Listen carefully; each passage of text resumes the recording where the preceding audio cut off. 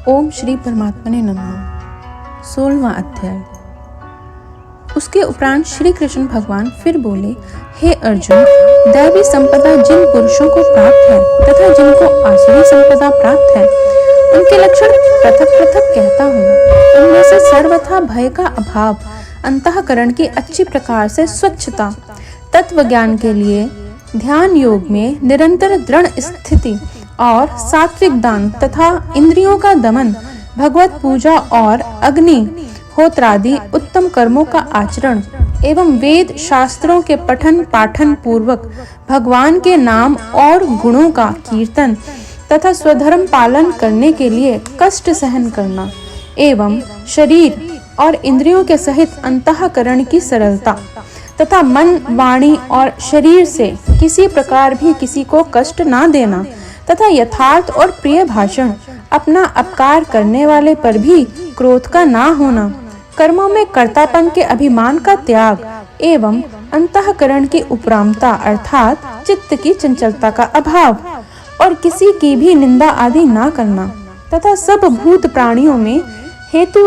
रहित दया, इंद्रियों का विषयों के साथ संयोग होने पर भी आसक्ति का ना होना और कोमलता तथा लोक और शास्त्र से विरुद्ध आचरण में लज्जा और व्यर्थ चेष्टाओं का अभाव तथा तेज, क्षमा, धैर्य और बाहर भीतर की शुद्धि एवं किसी में भी शत्रु भाव का ना होना और अपने में पूज्यता के अभिमान का अभाव, यह सब तो हे अर्जुन दैवी संपदा को प्राप्त हुए पुरुष के लक्षण हैं।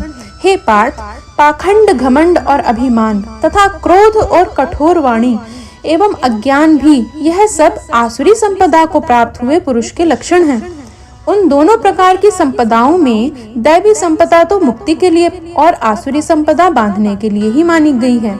इसलिए हे अर्जुन, तू शोक मत कर, क्योंकि तू दैवी संपदा को प्राप्त हुआ है।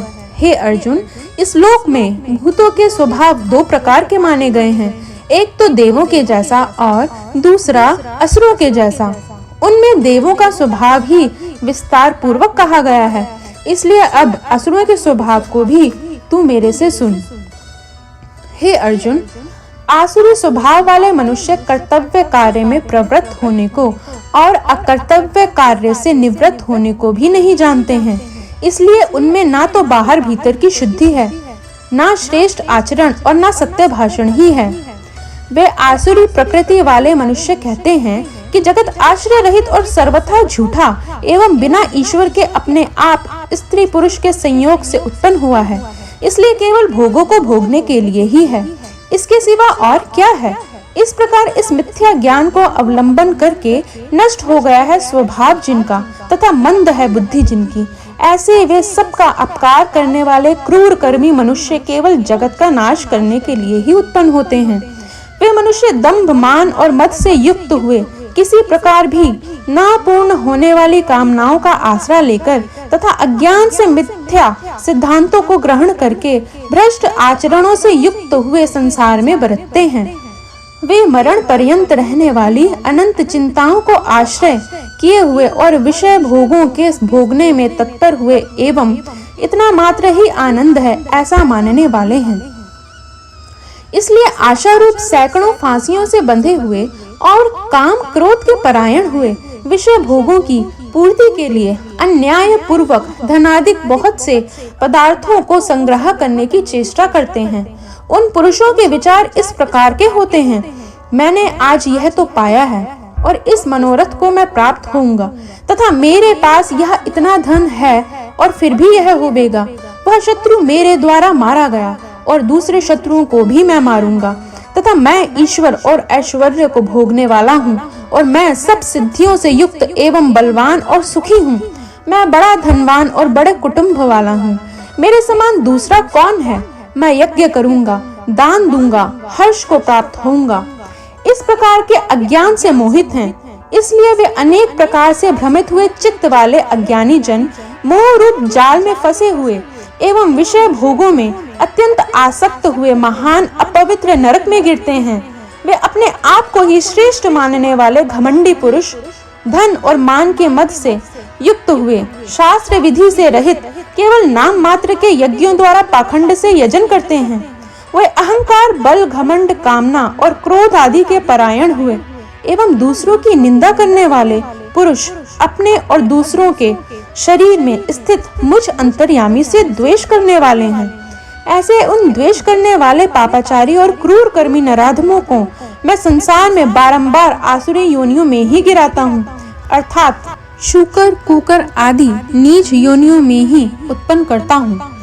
इसलिए हे अर्जुन, वे मूढ़ पुरुष जन्म जन्म में आसुरी योनि को प्राप्त हुए मेरे को ना प्राप्त होकर उससे भी अति नीच गति को ही प्राप्त होते हैं, अर्थात घोर नरकों में पड़ते हैं। हे अर्जुन, काम, क्रोध तथा लोभ यह 3 प्रकार के नरक के द्वार आत्मा का नाश करने वाले हैं, अर्थात अधोगति में ले जाने वाले हैं। इससे इन तीनों को त्याग देना चाहिए, क्योंकि हे अर्जुन, इन तीनों नरक के द्वारों से मुक्त हुआ अर्थात काम, क्रोध और लोभ आदि विकारों से छूटा हुआ पुरुष अपने कल्याण का आचरण करता है। इससे वह परम गति को जाता है, अर्थात मेरे को ही प्राप्त होता है। जो पुरुष शास्त्र की विधि को त्याग कर अपनी इच्छा से बरतता है, वह ना तो सिद्धि को प्राप्त होता है और ना परम गति को तथा ना सुख को ही प्राप्त होता है। इससे तेरे लिए इस कर्तव्य और अकर्तव्य की व्यवस्था में शास्त्र ही प्रमाण है। ऐसा जानकर तू शास्त्र विधि से नियत किए हुए कर्म को ही करने के लिए योग्य है।